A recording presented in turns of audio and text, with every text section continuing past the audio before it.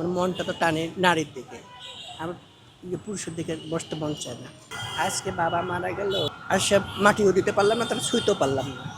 মানুষ বলবে, বলতে জন্য না পারে যে হিজড়া মারা গেল, এই কথাটা যেন আমি না শুনি। আমার জন্ম যখন আপু আমার গ্রামে রংপুর, আমি রংপুরে ছিলাম, তখন মনে করেন আমি বুঝতে পারি নাই, বাবা মারাও বুঝতে পারে নাই যে আমি এরকম হয়ে যাব। তখন আমি ছিলাম একটা স্বাভাবিক ছেলেদের মতো।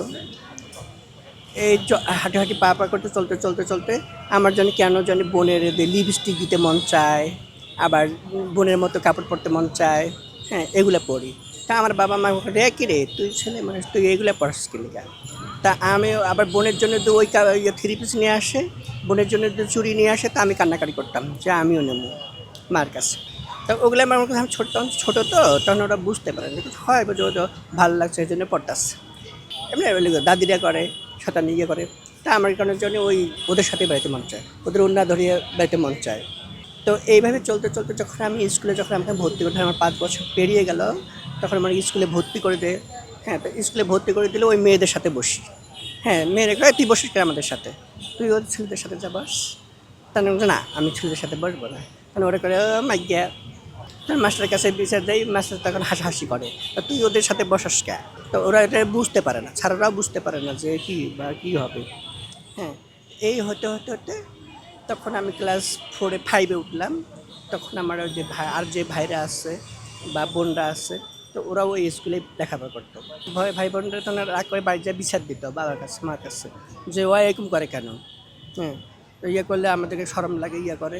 তা ওই যদি ওই স্কুলে যদি লেখাপড়া করে, আমরা তাহলে ওই স্কুলে যাব না। আমি বলি যে না, আমি ওই স্কুলে যাব। কারণ কাছে না, ওই স্কুলে গেলে ওরা তোর ভাই বোনরা লেখাপড়া করতে পারবে না। আর তুই যদি ভালো হয়ে যাস বা ছেলেদের মতো চলাফেরা করিস, তাহলে তোকে ওই স্কুলে ভর্তি করতে পারবে। কিন্তু আমার মনটা তো টানে নারীর দিকে। আমার পুরুষের দিকে বসতে মন চায় না, একটা ইয়ে করে মন চায় না। ওরা যা পড়ে সেটা নিয়ে আমার মন চায়, ইস আমি ওইভাবে পরবো, ওর মতো লিপস্টিক দেবো, ওর মতো আলতা দেবো। আমার সবসময় খালি কল্পনা জল্পনা ওইটাই হয়।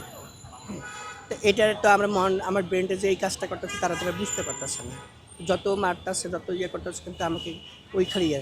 আর আমি যত বড় হতেছি, তত যেন আমার হরমোন, মেয়েদের হরমোন বাড়তে আসছে, এটাও তো তারা বুঝতে পারতেছে না।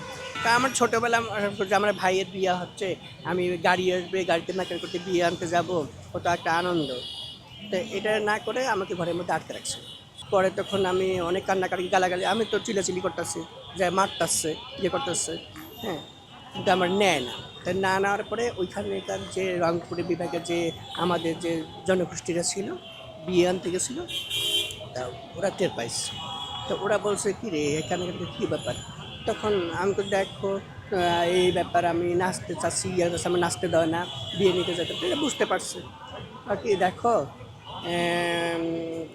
এটা তোমার বাবা মা বুঝতে পারবে না, আর তোমার বাবা মা আস্তে আস্তে তোমার থেকে লাঞ্ছনা গণনা শুনতে হবে, যে ব্যাপারটা এটা ইয়ে হবে। তো এটা জানাজানির আগে তুমি এক কাজ করো, যে তুমি আমাদের সাথে চলো, গেলে নাচতে গাইতে পারবা, তুমি যা পোশাক পরতে চাও পরতে পারবা। পরে তখন ওদের কথা শোনার পরে, ওদের কাছে ঠিকানা নেওয়ার পরে, একদিন আমার বাবা কিছু করছিল, আমার মার্চ ছিল কেন, আপনি তখন ওই যে মার্চ ছিল কেন, যদি আমরা কী করতাম, তো খেলতাম, বাড়ি গ্রামের যে মেয়েদের সাথে খেলতাম, খেলতে খেলতে আমি বউ সাজছিলাম, যে খেলতে, যে ও আমার স্বামী হয়, বিয়া হচ্ছে, এভাবে বউ খেলতেছি। এই খেলার পরে এটা আমার বাবা মা দেখা পাওয়ার পরে আমার বাবা খুব মারছিল আমার। তখন আমি কী করছি, যে ওখান থেকে তো ওদের ঠিকানাটা যে আছে সেখানে ওখান থেকে পালিয়ে আসার পরে তারা ওরাও এমনি খোঁজাখুঁজি করছে কি না আমি জানি না। তারপর ওদিকে ওদের সাথে থাকলে ওরা তো ভালোবাসছে, ওরা তো এখান থেকে দেখেছি ভালোই বাসতেছে, কোনো কিছু বলতেছে না, কেউ কিছু বললে ওরা প্রতিবাদ করতেছে না রে, তাহলে এখানেই তো ভালো করে, তো ওদের মধ্যে থাকতে পারবো, পোশাক পরতে পারবো। কিন্তু একটা জিনিস কি আপু, তারপরও যে আমার যে মনের যে একটা ইয়া ছিল, যে নারীত্ব ইয়ে করতেছে, কিন্তু এটা তো আমার ব্রেনটা তো কেউ দেখতেছে না, আমার বাবা মারা তো দেখতেছে না। এটা যে আগে যদি বুঝতো বা জানতো বা ইয়ে করতো, তাহলে হয়তো তাদের মেন্টালিটি হতে বলতো যে না, তো সমস্যাই, তাহলে এটা মানে হেয় প্রতিপন্ন হতাম না বা লাঞ্ছিত হইতাম না বা ইয়ে করবে। তখন আমি ওটা বুঝি নাই যে আমার এইভাবে ইয়ে করলে ওরা সম্মান দিবে না। তা টাকা পয়সা ধরুন কামাই করি, ইয়ে করি, তখন আমার বাবা মা একটা তো মধ্যবিত্ত ইয়া, তো ওরা আমার কাছে টাকা পয়সাও চায় না, আর ওরা আমাদেরকে অ্যালাও করে না। অ্যালাও যখন না করে তখন কী করবো, ভাইরা তারা অ্যালাও করতে করে না, বাইরে করে না, তুমি যেখানে আসো সেখানে থাকো, বা আমাদের মান সম্মান খাইও না, বা আমাদের এদিকে বা পরিচয় দিও না। এই কথা যেন ওরা বলে, তেমন যে হ্যাঁ, একটা জীবন থেকে কেন আমি 5টা জীবন নষ্ট করতে যাব। ঠিক আছে, আমার মার কাছে গেছিলাম, আমার মা বলছে যে দেখো, তুমি একটা সন্তান নিতাম থাকবে, আরও তোমার সন্তান আসছে, এই সন্তানগুলো আছে, এখন বাবা তুমি মনে করো যে তুমি মা মরে গেছে, বাবা মা মরে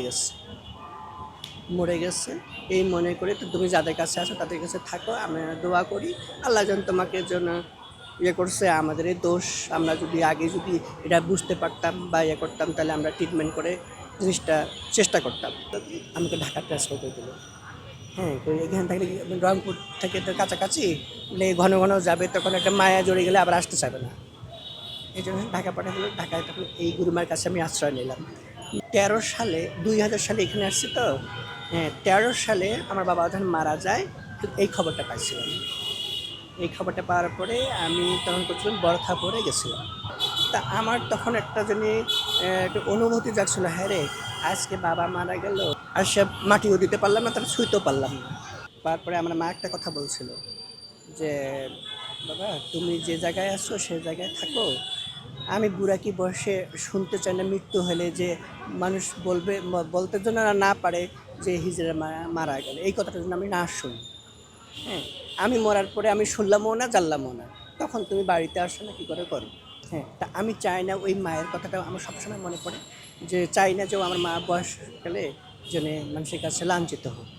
আমি অনেক মার খাইছি, গুরু মার খাইনি, মানুষের মার খাই, অন্যজনের মার খাইছি, মানে লোকজনে বিয়ে বাড়িতে গেলে বা ইয়ে গেলে। আমি একটা জিনিস কি অন্যরকম, যে ওদের মতো 8-10 জনের মতো নয়, হ্যাঁ, যে একটা জুলুম করে একটা জিনিস নেব, তা আমি এই জিনিসটা পারি না। আমি আমার কথা দিয়ে, আমার ইয়া দিয়ে আমি যতটুকু তাদের কাছ থেকে নিতে পারি, কিন্তু এই জুলুম করে কাপড় তুলে হোমক করে সম করে হেউ করে আমি এটা পারি না।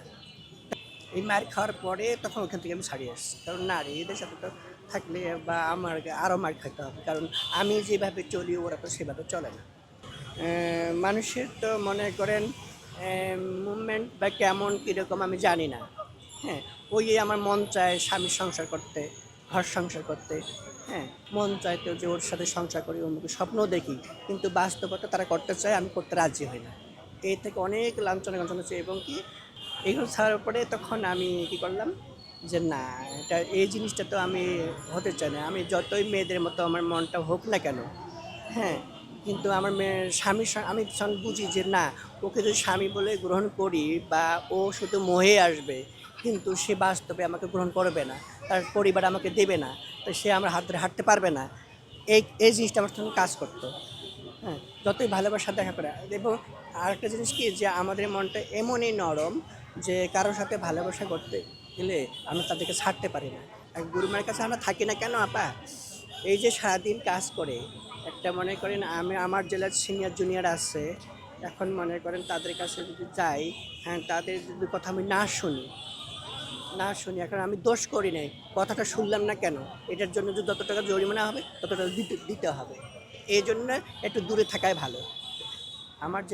আমার কাছ থেকে যেটা তারা প্রাপ্য নেওয়া, সেটা আমরা দিয়ে অন্য কানে ঘর ভাড়া নিতে। আমরা যদি ওদের থেকে যদি বলি যে বেশি ভাড়া দেবো, তারপরেও কেউ দেয় না। আর যারা মানে একটু নিম্ন টাইপের ভাড়া বাড়িয়েলা, তারা যদি আমরা একটু বেশি করে ভাড়া দিয়ে, তখন আমাদেরকে থাকতে হয় মেনটেন্স করিয়ে। আমি যখন আসলাম এই পিএসসিতে 2000 সালে, 2-3-4 হাজার সালে, তখন কী করলো, সবাই চিনতো, জানতো, তখন তো এর থেকে আমি আরও সুন্দর ছিলাম। হ্যাঁ, কিন্তু বুঝতে পারতো না যে আমি হিজড়া না ইয়া, সবাই মনে করতো যে আমি মেয়ে মানুষ। আমি এবার টাকা চাইতে গেলে, তুমি এত সুন্দর মেয়ে মানুষ, তুমি টাকা চাও কেন, ভিক্ষা চাও কেন? হ্যাঁ, আমি বলি দেখেন না আপু, আমি মেয়ে মানুষ না। হ্যাঁ, আমি কী করছো, ওরা বিশ্বাস করতো না। এখানে এক ভাইয়া মাঝে মাঝে ওখানে বসতো, হ্যাঁ, গেলে আমার 100 টাকা 50 টাকা করে দেয়, কী রে, তখন তো আমাকে 5 টাকা 2 টাকা দিত, তো এই 50 টাকা 100 টাকা দেয় কেন, তখন আমি খুশি হতাম। হ্যাঁ, হয় কিছু খাবা, কিছু খাইতে মন চাইলে বইলো, হ্যাঁ, এমন করে, কিন্তু ও যে ভালোবাসবে সেটা তো আমি আর জানি না। হ্যাঁ, এভাবে দিত, 3 মাস এখানে বসে বসেই করতো। একদিন তখন বললো কি, তখন মোবাইলের যুগ আসলো, তখন বললো কি তোমার মোবাইল নাম্বারটা দেওয়া যাবে? তো নাম কিছু না, আমি মোবাইল নাম্বার কাউকে দেই না, আমি কারোর সাথে অত কথা বলা পছন্দ করি না। কয় না দাও, কোনো অসুবিধা নেই, আমি এখানে আসলে ফোন দেবো, তাহলে তুমি আমার কাছ থেকে টাকা নিয়ে নিয়ে যাবা। তা আমার যে সঙ্গীরা ছিল ওদের কাছ থেকে আমার নাম্বারটা নিচ্ছি, নেওয়ার পরে প্রতিদিন ফোন দিত, আমাকে বিরক্ত বোধ হতো। হতে হতে হতে আমার যে গরু মা ছিল, ওই গরু মাটা আমার লোভী ছিল। হ্যাঁ, ওকে যদি 500 টাকা ধরে দিয়ে একটা শাড়ি দেয়, ও তখন মনে করে রাজি হয়ে যায়। হ্যাঁ, তখন ওই ঘুরতে ঘুরতে ঘুরতে 3 মাস ঘুরছিল আমার পিছনে। তা আমি বলছি, ভাইয়া আপনি আমার পিছে ঘুরেন কেন? আমি তো আপনাকে ভালোবাসবো। কয় না, আপনারা খুব ভালো লাগছে, আমি তো আমার থেকে তো সুন্দর সুন্দর আছে। কয় সুন্দর থাকতে পারে, কিন্তু তোমার মতো নয়, কারণ তোমার মন মানসিকতা অন্যরকম। তা আমি বলছি, ঠিক আছে, তুমি যে আমাকে ভালোবাসে কিস জন্য ভালো, আপনার ঘরে বউ নাই? তখন কাছে যে বউ আসছিল, বউ অসুস্থ মারা গেছে, একটা বাচ্চা আছে, ওই বাচ্চাটা জন্য আমি বিয়ে করি না। কারণ বাচ্চাটা যদি বিয়ে করতে চাই তো বাচ্চাটা মানুষ হবে না। আমি শুনেছি তোমাদের সাথে সম্পর্ক করলে, করলে তোমরা বাচ্চাদেরকে খুব ভালোবাসো। আমি বলছি, হ্যাঁ ভালোবাসি, তাই বলে তো তোমার আমি ঘর সংসার করতে পারবো না। তো তারপরেও আমার সময় কাটানোর জন্য আমি যেন বিয়ে না করি, বাচ্চাটা যতদিন মানুষ না হয় ততদিন তোমার সাথে আমি সময় কাটাবো। তারপরে আমি রাজি হওয়ার পরে তখন আমরা গুরুমারে ধরছি। গুরুমারে ধরার পরে তখন গুরুমারে বুঝাইছে, কাপড় এক শাড়ি নিয়ে গেছে, টাকা দিচ্ছে। তখন আমার গুরুমা রাজি হয়ে গেছে, ঠিক আছে, ওরে আমি রাজি করার দায়িত্ব আমার। তো ও তখন আমার গুরুমা আমারে বললো যে এরকম এরকম ব্যাপার, লোকটা তো ভালোই, বা ও ইয়ে নেই, তার লোকটার সাথে সম্পর্ক তোমার ইয়ে নাই, টাকা পয়সা দিবে, অমুক করবে সম্পর্ক।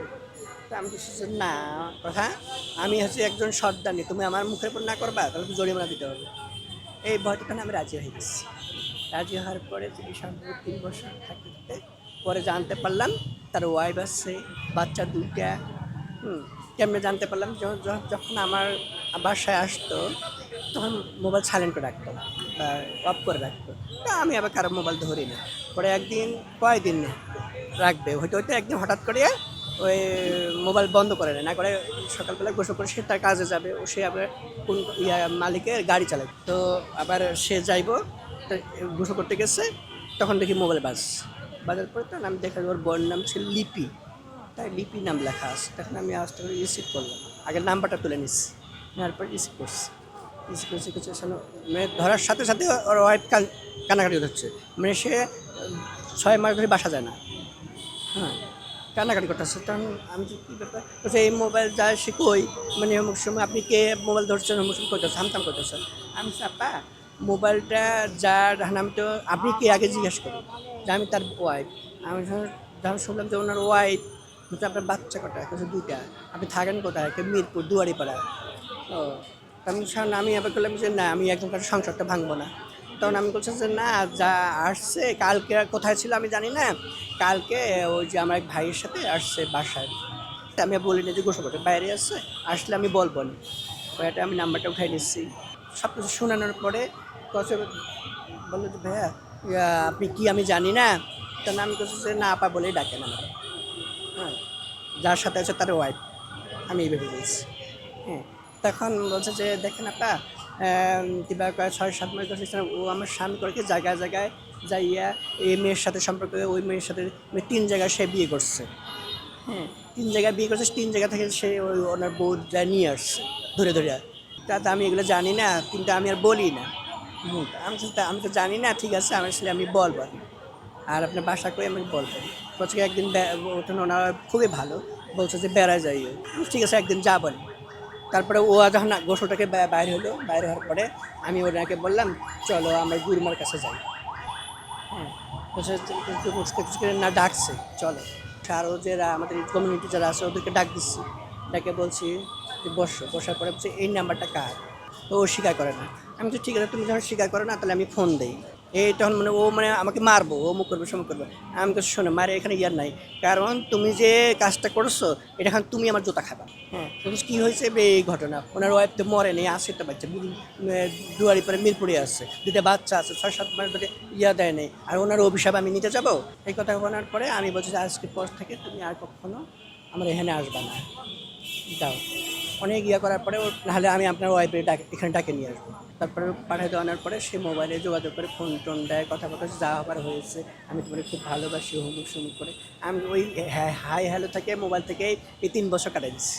তার ওনার ওয়াইফও ভালো করে ঠিক আছে। আমি এবার ওনার ওয়াইফে ভাইঙ্গা বলছি, কই না যে তার সাথে আমার সম্পর্ক। আমি বলছি এরকম ব্যাপার, আপনি যদি ফোন না না দিতেন তাহলে একজনের সাথে বিয়ে হয়ে যেত। হ্যাঁ, তা আমি তো জানলাম, জানানোর পরে আপনাকে অনেক চেষ্টা করে আপনার বাসায় আমি পাঠাই দিচ্ছি। কষ্টটা হচ্ছে কি আপু, আমি ওই যে বললাম না আমি অন্যরকম, কারণ কারো কষ্ট আমি সহ্য করতে পারি। তখন ওই যে ওনার ওয়াইফ যে কান্নাকাটি করছে, এইটা তখন আমার মনে পড়ছে। তারপরে আমার নিজেকে হ্যাঁ পড়ছে, আমি মরতেও পর্যন্ত চাইছিলাম ওর জন্য। পরে আমরা যে কমিউনিটি যারা ছিল ওরা অনেক বুঝাইছে, করছে, হ্যাঁ, যে না ওর জন্য তুই জীবন দিবি কেন হুম করে। আমি তখন একাই ছিলাম, তখন ভালো ছিলাম, আমি তো বুঝিনি যে ভালোবাসা কী। একটা জিনিস কি, ওই যে মানে মানুষ যখন বুঝতে পারে বা বুঝে শেখে যে না যে বলে একটা 10টা হিজড়ার জন্য ভাই আমি যতই ভালো হই না কেন, ওই যে রাস্তাঘাটে দেখেন না জুলুম করে টাকা পয়সা নেয়, গাড়িতে করে নেয়, এদের জন্য তখন আমাদেরও একটু বদনাম ছিটা পড়ে। তখন আমাদেরও মানে একটা ভয় ভীতি আসে যে কখন কে ধরে না ধরে, কে কখন কি মারে না মারে। তখন আমরা এই জিনিসটা কাজ করতো। তখন আমি না আমি না করে আমি কাজের বিনিময়ে একটা খাদ্য চাই, সম্মান। আমি যাই হই না কেন, আমি কাজ করবো, খাবো, আমি হাত পাতবো না 10জনের কাছে। এই যে এইখানে মাঝে মাঝে যারা চিনে ভালো, যারা না চিন্তা করে এই তো ইউনিভার্সিটি থেকে ঢুকতে বলছে, ঢুকছে কার পারমিশন ঢুকছে, তো এই জিনিসটা তখন আমার খারাপ লাগে। এই চিন্তা করে তখন করতাম কি, গেছিলাম অনেক জায়গায় গেছিলাম, কিন্তু হওয়া জিনিস হয় না। এবার হয়ে গেছিলো, কাজও করছি, কাজের দক্ষতাও দেখাচ্ছি, তারপরে যখন জানতে পারছি যে না এটা হিজড়া, পরে আমরা বের করে দিলাম।